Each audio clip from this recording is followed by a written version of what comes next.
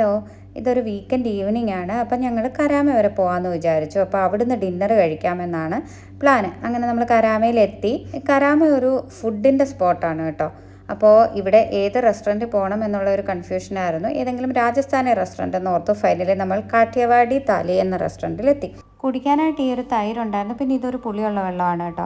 ഈ വീഡിയോ എടുത്തപ്പോഴത്തേക്ക് ഇവിടെ ഐറ്റംസ് ഓരോന്നായിട്ട് വന്നു തുടങ്ങി. ആദ്യമേ ചട്നി ഐറ്റംസ് ഒക്കെ വിളമ്പി തുടങ്ങിയിട്ടുണ്ട്. ഇത് വിളമ്പി അങ്ങേയറ്റം എത്തിക്കാൻ തന്നെ കുറച്ച് സമയം എടുക്കും. ഇവിടുന്ന് തുടങ്ങണോ എവിടുന്ന് അവസാനിപ്പിക്കണോ എന്ന് അറിയാൻ വയ്യാത്ത അവസ്ഥയായിപ്പോയി. ഓരോന്നോരോന്ന് ഇങ്ങനെ വന്നുകൊണ്ടേയിരിക്കുന്നു. ഇതൊക്കെ സ്റ്റാർട്ടേഴ്സ് ആണ്. അത് കഴിഞ്ഞിട്ട് ഓരോരോ കറികളായിട്ട് വിളമ്പി തുടങ്ങി. അപ്പോൾ പല ടൈപ്പ് സബ്ജി ആയിരുന്നു. പനീർ ഉണ്ടായിരുന്നു, അതേപോലെ തന്നെ വെജിറ്റബിൾ, മിക്സ്ഡ് വെജിറ്റബിൾ, എല്ലാം തന്നെ വെജിറ്റേറിയൻ ഐറ്റംസ് ആണ്. അതായത് വെജിറ്റേറിയൻ റെസ്റ്റോറൻ്റ് ആണ്. വെജിറ്റേറിയൻസിന് ഒരുപാട് ഓപ്ഷൻസ് ഇല്ല എന്ന് പറയുന്ന എൻ്റെ എല്ലാ സുഹൃത്തുക്കൾക്കും വേണ്ടിയിട്ട് ഞാനിത് സമർപ്പിക്കുകയാണ്. വള്ളസദ്യയുടെ നാട്ടിൽ നിന്ന് വന്നാൽ നമുക്ക് ഇത്രയും ഐറ്റംസ് ഒന്നും കണ്ടാൽ ഞെട്ടലൊന്നും വരില്ല. എന്നാലും ശരി, ഇത്രയും വെറൈറ്റി ഐറ്റംസ് ഒറ്റ പ്ലേറ്റിൽ ഇങ്ങനെ കണ്ടപ്പോൾ, അതും അൺലിമിറ്റഡ് ആയിട്ട് ഇങ്ങനെ വിളമ്പിക്കൊണ്ടിരിക്കുന്ന കണ്ടപ്പോൾ ഒരു പ്രത്യേക സന്തോഷം. സ്റ്റാർട്ടേഴ്സിൻ്റെ സെഷനൊക്കെ കഴിഞ്ഞപ്പോഴത്തേക്ക് ഇതേ റൊട്ടി പല ടൈപ്പ്, അതിൽ നിന്ന് നമുക്ക് സെലക്ട് ചെയ്യാം. അതിൽ നെയ്യൊക്കെ ഒഴിച്ചവർ തന്നു. പിന്നെ പാപ്പഡ് ഉണ്ടായിരുന്നു. അത് കഴിഞ്ഞിട്ട് അടുത്ത ഐറ്റംസ് 2 സൈഡ് ഡിഷസ് വിളമ്പുവാണ് കേട്ടോ.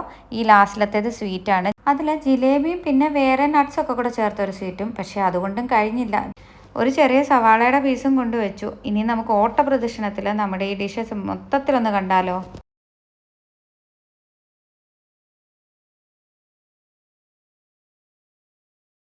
പിന്നെ ഈ കാഠിയവാടി ക്യുസിൻ്റെ പ്രത്യേകത എന്താണെന്ന് വെച്ചാൽ ഇത് ഗുജറാത്തി ക്യുസിൻ്റെയും രാജസ്ഥാനി ക്യുസിൻ്റെയും കൂടെ മിക്സ് ആയിട്ടാണെന്നാണ് അവർ പറഞ്ഞത് കേട്ടോ.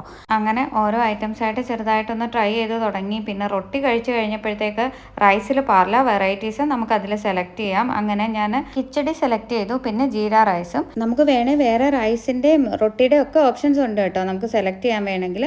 പക്ഷേ എനിക്ക് അതിനുള്ള അവധില്ലായിരുന്നു.